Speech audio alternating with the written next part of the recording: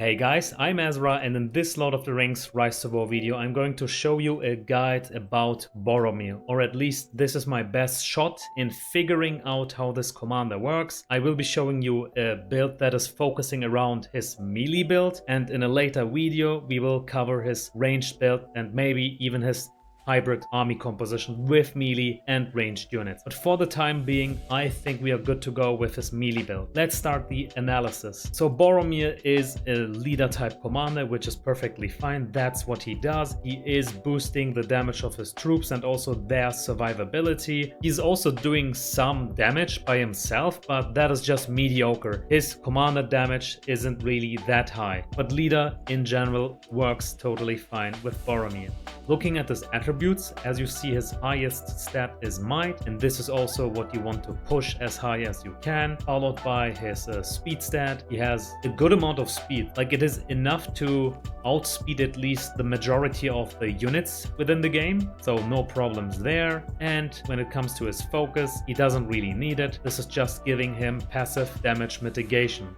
So keep in mind, focus on pushing his might stat. Right now I have these items equipped. It is a gigantic hammer with rend, quilted armor with focus protection, casque of the submerged with aegis, and his unique fully strengthened and max refined. In front of you, you see the meta build, or at least what we consider the meta build right now. And thank you, Shilky, for pushing me into the right direction. Let's go over the skills and explain why we think these skill points make the most sense. So Boromir, just as I mentioned, is a leading commander. His main source of damage is coming from his units, and for that very reason we have his R5 title, Horn of Gondor. For the first 3 rounds, your commander and your allied units deal 20% increased damage. When you max it out, more might means more damage for your commander and your army. And then to the bottom, lower defenses is giving you a 50% chance to deal 30% additional damage whenever this procs against the enemy army. And it says on hit. What does that mean? It means your army as well as your commander get a chance to deal 30% increased damage. So whenever you hit, 50% chance to trigger it for Boromir and for each of your units within your army. So imagine it like this. When you are lucky, you get a damage boost of plus 50% with Horn of Gondor in the first 3 rounds. Plus 50% is kinda okay. It's not like overpowered comparable to Sunind's damage burst, but still it is okay. We can live with that. And while we are here, we also spend 1 point into well prepared just to have our melee units counterattack whenever they get attacked and are in range. That way we make sure to get rid of stacks like White Council and so on, like the Respect 5 title of Isildur. That is a stack. Whenever we counterattack, we get rid of those stacks, and I think putting 1 point into this is already justified. At Respect 3, he has a title called Warden, but I wouldn't spend any points into this. I had done it the first time, but Shilky opened my eyes, because listen to this. You are putting 15 points into this title just to have 100% chance to evade the first instance of damage? So what? 15 points for a first round evade that can easily be countered with a pursuit item. And in the later seasons, everybody has a pursuit item. That means 15 points wasted for Warden. Don't waste your points. They are spent better somewhere else, but we will get to that in a moment. What I like is the skill defensive stance. If I have enough respect points left, what I would like to do is put 2 points into Warden just to have the possibility of spending 1 point into defensive stance and get the damage mitigation doing some work for me, because this is also scaling with might and also a bit of damage. 1 point into this is already enough if you can afford it. And while you're here, maybe also 1 point into collaboration just to have the additional damage over here. But we are far away from those high respect level Boromirs. My Boromir is only respect level 10, which is why we can't afford that yet. Instead, what you want to do is focus on his top respect 0 tree, High Warden of the White Tower. Every other round, you're going to deal physical damage against 2 enemy targets. This is okay. And when maxed out, it says increases the damage caused by the skill. That is a good thing, but prioritizes melee targets. And that is the bad thing of this skill, because I want to be able to always attack the enemy ranged units whenever I can.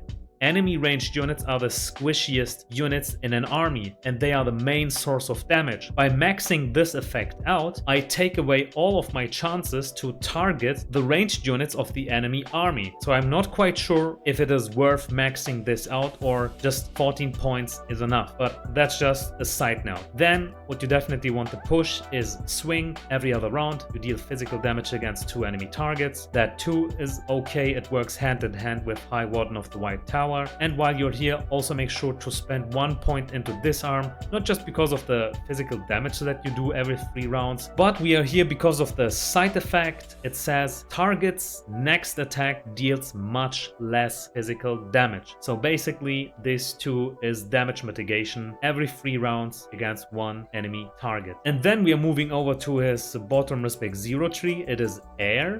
It's just boosting your defense stat. It's not really great. It's just we have to get through it to be able to spend points into nobility. We want this buff on man units because Boromir does nothing but leading man units, and his respect level 10 item is further boosting that strength of his man units only. And this is the meta build once you're at respect level 10. Like, this is how we would distribute the skill points. If you have any more leftover points left, put 1 point into High Warden, maybe 2 points just to get the special effect, but we don't know if it is worth or not yet. We are still experimenting around. And then max out swing, and then maybe 2 points into Warden, 1 point into defensive stance to get the damage mitigation of this as well. Maybe max out air just to get more passive damage mitigation because of the plus 15 focus from here. And then also make sure to put 1 point into collaboration. After that, you can spend any leftover points into disarm, or at least this is how I would do it. But let's also quickly summarize the strength and weaknesses of Boromir. He doesn't have a lot of strength, only 2 come to my mind. The first one being that he is boosting the damage of his man units. He boosts it with Horn of Gondor, with lower defenses, with nobility, and also his respect 10 item, Horn of Gondor. And that's it. That's his first strength. His last strength is that he is also bringing some mediocre commander damage to the table with High Warden of the White Tower, swing, a bit of disarm, and maybe later if you can have collaboration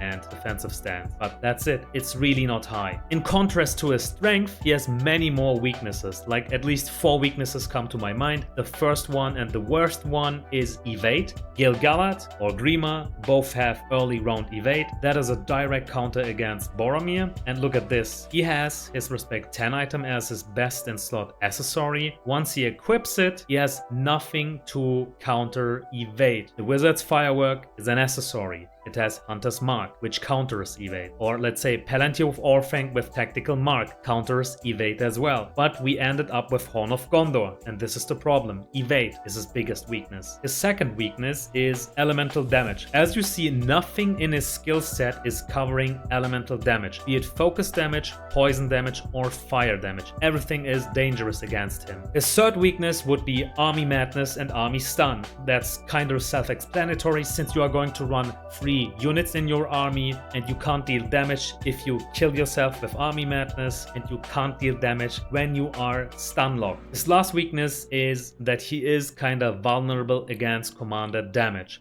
Commander damage is always strong against leader type commanders. But anyway, let's check out the purple and golden best in slot gear of Boromir's more melee focused build. If I want to run Boromir in his melee emphasized build and I had to choose some purple items, I think I would choose these items. As my number 1 weapon, I would go with the Carver because overall the stats are nice. Plus 3 attack for man units, and also it's boosting your man units by a certain percentage. It is universally fine because that way you can always include ranged units or melee units. Like, this weapon gives you a bit more army versatility. You aren't stuck with only melee units. The same goes for your chest pieces with Superior Hauberk and Quilted Armor. Both are stats-wise is okay, and both cover one elemental weakness. Against evil side, you will go with fire protection and sometimes focus protection for Sauron in his focus build, or let's say a Kestaro who is specializing in focus damage. Or how about you are fighting good side, Gandalf the White, King of the Dead, Galadriel, and then you will find yourself using this item a lot. But there is also an honorable mention, being the Scale Mail with melee vigor. Just as I mentioned, whenever I'm fighting evil side, it's just too dangerous to unequip the superior Hauberk.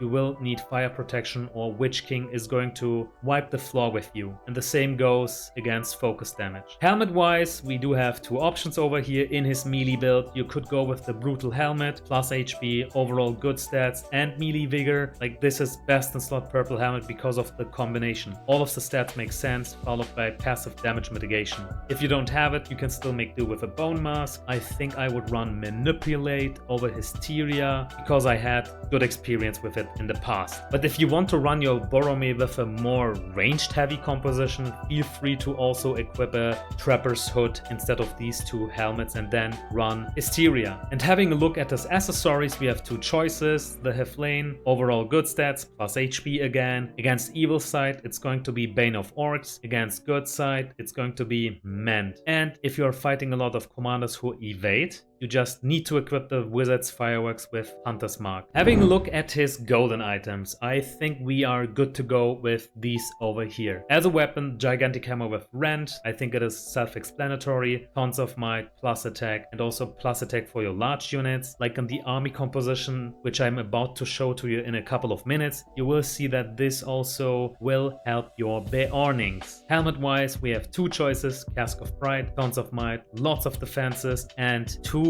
interesting special effects. Melee suppression, very awesome against evil side, because evil side is running a lot of melee units anyway. With this, you have something to counter that.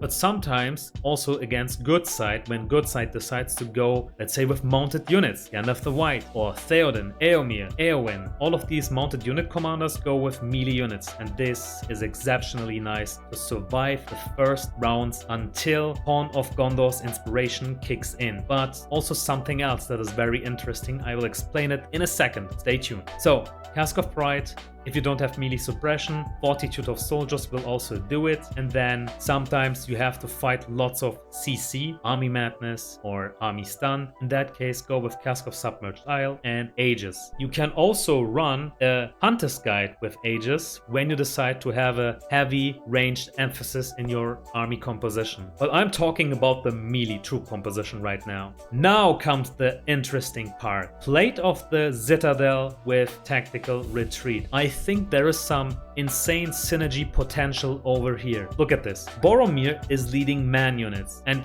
guess which unit can harmonize with all of these effects together? I think Beornings. Beornings benefit from the stats of this weapon to the top. Beornings benefit by the Cask of Pride. Like, every unit benefits from this, but they benefit the most from Tactical Retreat and Gondor's Inspiration. Beornings get a damage boost of plus 40% once they make it to round 5 and onwards. So they just need to survive until then. We can make sure that they survive until then with the tons of plus defense we have over here, with the special effect melee suppression for the first 3 rounds or Aegis if we need to counter a CC. And then once we have made it to round 6, we get more damage mitigation with Tactical Retreat. So that means we have enough time to deal damage with Gondor's Inspiration. This is just a theory of mine. Unfortunately, I lack these items. I couldn't try it out, but I would definitely try it out and see where it leads me. And then, if you don't have the Plate of Citadel, massive breastplate with significant protection. Sometimes you have squishy units in your army, but with this you also help them survive. And also this is boosting the survivability of your Beornings as well. Now it is time to check out the troop composition. The troop composition of Boromir was very hard to figure out, and let me tell you in advance, I still haven't really figured it out. I lack the golden gear to test it with this troop composition. I would like to have an equal amount of Guards of the Tower, Cataphracts and Beornings, and then let's see where it leads us. And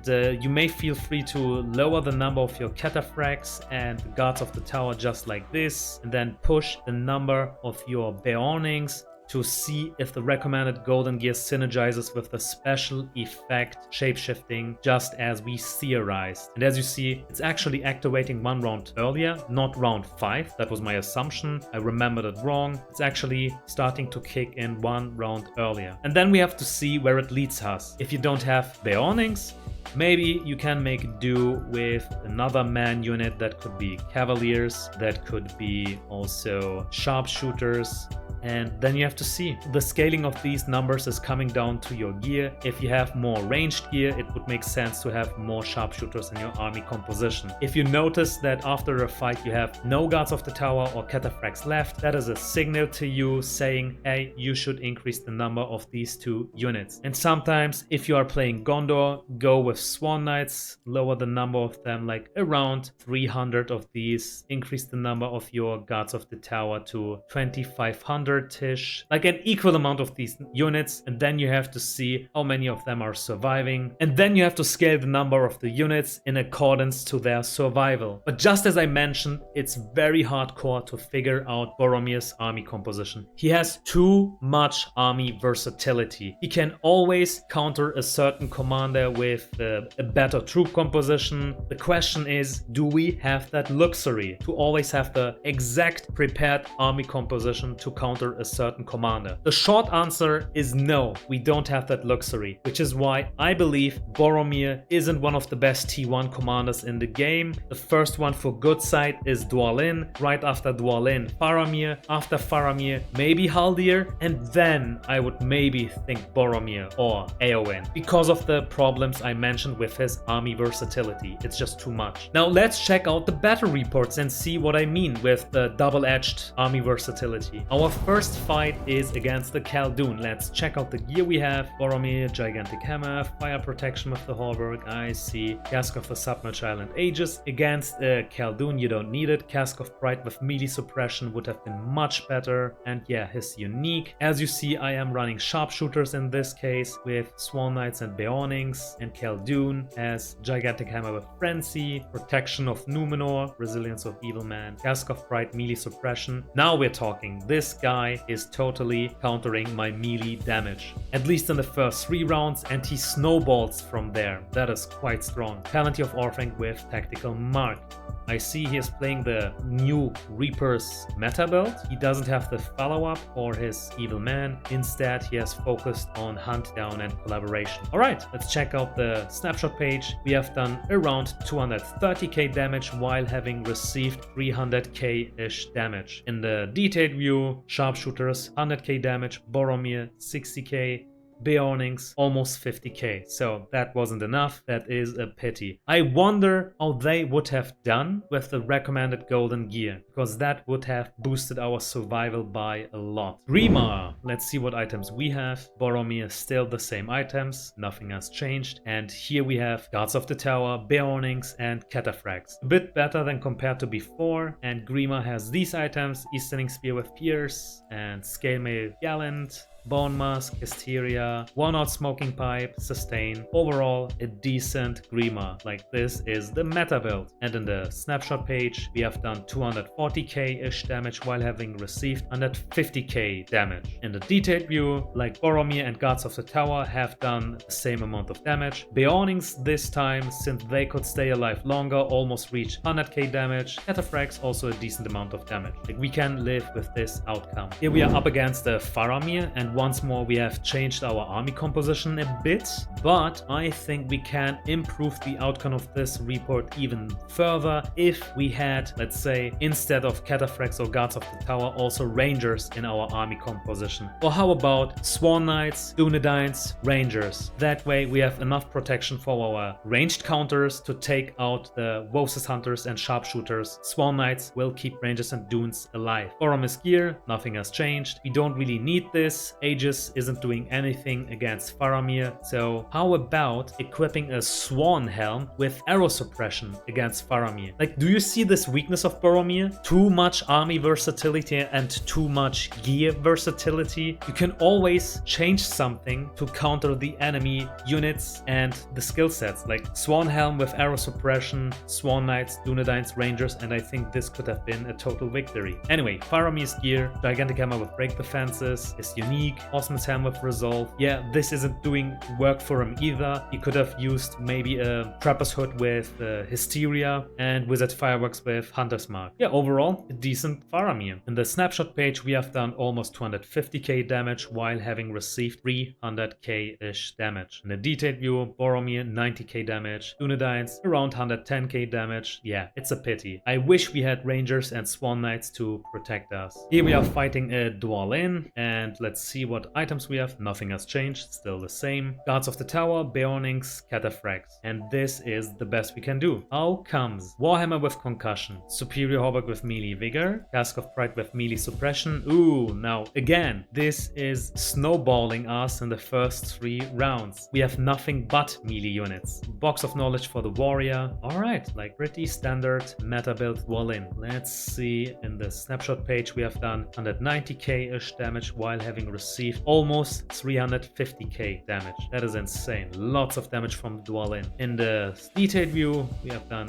Boromir 60k, Beorning 60k, and the rest is just disappointing. But again, how would have this looked like if we had the recommended golden gear? In this fight, we are up against the Gothmog. Let's see what gear we have. Still nothing has changed. Boromir with Guards of the Tower. Okay, Swan Knights, Dunedains. Do we really need Dunedains in this fight? No. So it is kind of a pity that we have them here. How about Cataphracts and Beornings instead? Like, I don't see any reason why we should have them. They counter nothing over here. Gothmog has these items: Cutlass with melee might, Scale with melee vigor, Bone Mask with manipulate, and Fine, Smoking Pipe, and critical care. Overall, a decent Gothmog, and in the snapshot page we see that we have done 230k damage while having received 220k damage. Around the same amount, but keep in mind, Dunedains didn't do us any favor here. In the snapshot page, 50k from Boromir, 100k from Guards of the Tower, 70k from Dunedains, and they weren't even countering any unit. So how would this have looked like with Cataphracts and Beornings, I wonder? Next up is Gandalf the Grey. Let's see what has happened here. Boromir still with the same gear. We have Sharpshooters, Guards of the Tower, and Swan Knights this time. Gandalf the Grey with lots of ranged units, and in this case I regret not having included Dunedains and Rangers in the army composition. Imagine if we had those 2 units here, they could have totally devastated the weak backline. Let's check out Gandalf the Grey. He has a cover with man strength, Belted Armor with focus protection, Cask of the Submerged with Aegis, and Wizard's Fireworks with ranged might. So yeah, a decent Gandalf the Grey, I can't complain. In the snapshot page we have done 280k damage while having received almost 170k damage. In the detailed view we have done 100k damage with Boromir, 120k-ish damage with Sharpshooters, and some damage from the Guards of the Tower. Alright, we can live with this outcome, but again, Dunedains and Rangers would have been better. Up next, Black Serpent. Boromir's gear hasn't changed. We are fighting with Sharpshooters, Swan Knights, and Beornings. The Black Serpent has Gigantic Hammer with Rend, Great Plate of the East with Resilience of Evil Man, Arad Cask, Resolve of Evil Man, and Drums of Moria, Haste of Soldiers. He is playing as Black Serpent in the Evil Man build, this Respects 3 build, as I see, with Half Trolls, Dragoons, Halberdiers. In the snapshot page, we have done 240k damage while having received around 200k-ish damage. In the detailed view, Boromir only 50k damage, Sharpshooters 90k, Beornings 80k-ish damage. Next up is Sunind. Boromir has lost this fight totally, and in order to win the standard build Sunind, we needed Swan Knights, Dunedains, Rangers once more. Do you see? You never have the luxury of going fully prepared into the fight, because that's just it. Whenever you counter a certain commander, let's say I had Rangers, Dunedains, and Swan Knights, then all of a sudden another commander fights me and defeats me because of Dunedains and Rangers. So me building my commander against a certain commander ruins him against another commander. This is one of the biggest weaknesses of Boromir. Too much army versatility. Anyway, gear-wise, nothing has changed. Sharpshooters, Guards of the Tower, Cataphracts, Sunind with Gigantic Hammer and Frenzy, and then Mithril Coat, Tactical Maneuvers, Hunter's Guide with Discord, and Wizard's Firework with Hunter's Mark. Standard build Sunind. Let's see what has happened. In the snapshot page, we have done around 160k damage while having received 320k damage. That is a lot. Allied view, like the detailed view, 50k damage from Boromir, 60k from Sharpshooters. That's just not a lot, but we have the wrong army composition for this. Here we are fighting Gandalf the White. Gear-wise, we have equipped the Quilted Armor, Focus Protection because of the strong focus damage of Gandalf the White, Guards of the Tower, Beornings, Cataphracts. Now this time I am very happy with the army composition, like I can't complain about this. Cataphracts counter melee units, that is great. They also tank well. Beornings have enough time to get stronger. They aren't getting sniped from any mechanics over here. Guards of the Tower counter the mounted units. So the army composition works in our favor. Gandalf the White has these items: Noldor Sword with Mind Split, Mithril Coat with Tactical Maneuvers, Grey Wizard's Head with Tranquility, and Fine Smoking Pipe with Critical Care. It is a mounted unit build. The main damage comes from his mounted units. He is also giving us a debuff with White Rider that is stacking, but we can't do anything against it. We don't have a cleansing mechanic. He's dealing lots of focus damage with the white, but we are countering it with Quilted Armor and Focus Protection. He has lots of plus defense, lots of physical damage mitigation because of this, and also White Council. On top of it, Tactical Maneuvers. Like lots of damage mitigation from Gandalf the White. The only thing that we can improve here is our gear. I would have liked to see this fight once more with the golden gear I recommended. In the snapshot page, we have done 160k-ish damage while having received 220k damage. Only 20k damage from Boromir, that is very low. Just as I mentioned, Gandalf the White has lots of physical damage mitigation, and then Guards of the Tower only 50k damage, Beornings 60k. Yep, that is a letdown. But we are fighting a hardcore commander, one of the best commanders in the game, with one of the best items you have seen. Last but not least, we are fighting against the Gil-galad, and this is his biggest weakness: Pursuit. Because he has this Respect 10 item, he has no chance of countering evade. He has no pursuit, and this is how he pays the price. We have Swan Knights, Beornings, and Dunedains, but they just can't get the job done because their hits aren't connecting, and Gil-galad is just snowballing us from the evading mechanic. He also made sure to have keepers. Look at this. Even though we have Quilted Armor with Focus Protection, the insane amount of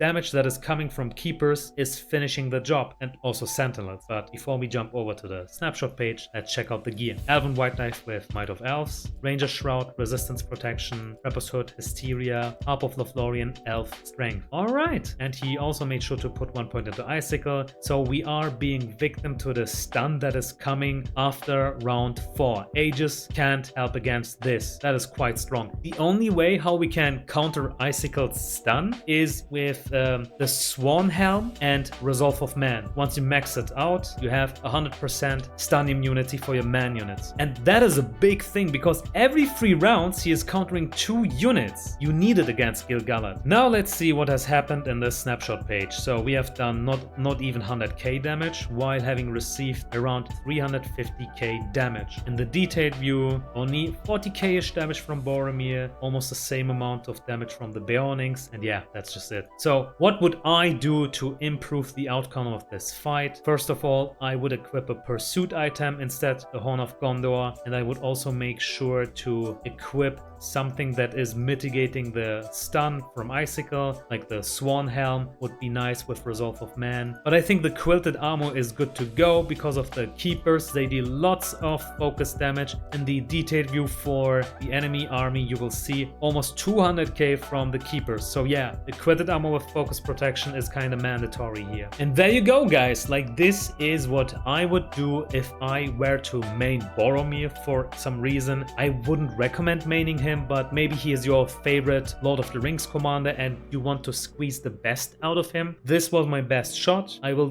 do more testing later once I get the correct items and maybe try out a range composition when I play Arno with Rangers of the North. We still have to see how much potential he has with full ranged units. But anyway, I will let you know once I have done enough testing. If you enjoyed this one, just like always, let me know by leaving a like, consider subscribing, share the video, that helps a lot. And that being out of the way, I see you guys next time.